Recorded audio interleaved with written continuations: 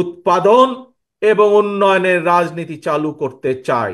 গোপালপুর বা টাঙ্গাইল জেলা আমি যতটুকু দেখেছি, একটির পর একটি সম্ভাবনা আছে, একটির পর একটি সম্ভাবনা। এই সম্ভাবনাগুলোকে যদি কাজে লাগানো যায়, গোপালপুরের ঘরে ঘরে সচ্ছলতা ফিরে আসবে, প্রতিটি মানুষের ঘরে সচ্ছলতা ফিরে আসবে। কিন্তু ভাই বোনেরা, সেই সম্ভাবনাকে একমাত্র সহযোগিতা করতে পারে, কাজে লাগাতে পারে, যাই কথাটি বারে বারে বলছি, শহীদ জিয়ার সেই উৎপাদনের রাজনীতি, খালেদা জিয়ার উন্নয়ন উৎপাদনের রাজনীতি, অর্থাৎ আপনাদের সমর্থিত সেই জনগণের সরকার যদি আপনারা প্রতিষ্ঠিত করতে সক্ষম হন, তাহলেই আমরা একমাত্র এই সম্ভাবনাকে কাজে লাগাতে পারি, যেই সম্ভাবনার মাধ্যমে শুধু রাজনৈতিক মুক্তি নয়, আমরা বাংলাদেশের মানুষের অর্থনৈতিক মুক্তি পর্যন্ত অর্জন করতে সক্ষম হব।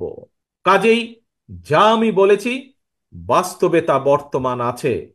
প্রয়োজন শুধু এই বিষয়গুলো সম্পর্কে পরিকল্পনা গ্রহণ করা, প্রয়োজন পরিকল্পনা গ্রহণের মাধ্যমে উদ্যোগ গ্রহণ করা।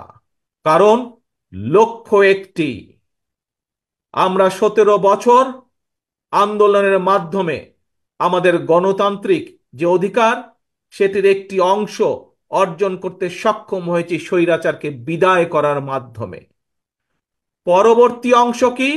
পরবর্তী অংশ হচ্ছে জনগণের শাসন প্রতিষ্ঠা করা একটি নিরপেক্ষ নির্বাচনের মাধ্যমে, এবং সেই নিরপেক্ষ নির্বাচনের মাধ্যমে যে সরকারটি গঠিত হবে জনগণের সরকার, সেই সরকারকে সেই সরকারকে উদ্যোগ গ্রহণ করতে হবে পরবর্তী পদক্ষেপের জন্য। এবং সেই পরবর্তী পদক্ষেপটি কি? সেই পরবর্তী পদক্ষেপটি হচ্ছে জনগণের অর্থনৈতিক মুক্তি অর্জন, অর্থনৈতিক সচ্ছলতা অর্জন। প্রিয় ভাই বোনেরা, বাংলাদেশের শতকরা 80% মানুষ বসবাস করে গ্রাম অঞ্চলে।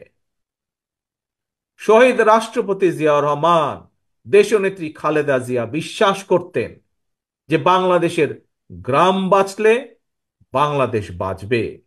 গ্রাম, বাংলাদেশের গ্রামের মানুষ, সেটি গ্রাম হোক, ইউনিয়ন পর্যায়ে হোক, উপজেলা পর্যায়ে হোক, অর্থাৎ গ্রামের মানুষ যদি সচ্ছল হয়, তাহলেই বাংলাদেশ সামনে এগিয়ে যেতে সক্ষম।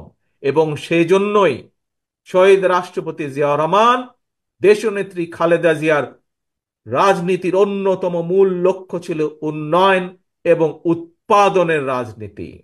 জনগণের যে রাজনীতিতে অধিকার প্রতিষ্ঠার জন্য আমরা বিগত 17 বছর যাবৎ জনগণকে সাথে নিয়ে সংগ্রাম করছিলাম, তার আংশিক অর্জিত হয়েছে। আগামী দিনে জনগণের সহযোগিতায় বিএনপি ইনশাল্লাহ জনগণের সরকার গঠন করতে সক্ষম হলে আমরা বাংলাদেশে আবারও সেই উৎপাদন এবং উন্নয়নের রাজনীতি চালু করতে চাই। এবং সে কারণেই সে কারণেই আজকে 8,000 কিলোমিটার দূরে থাকলেও আপনাদের থেকে আমার মন পড়ে আছে বাংলাদেশে, বাংলাদেশের মাটিতে, বাংলাদেশের প্রতিটি ইঞ্চি মাটিতে।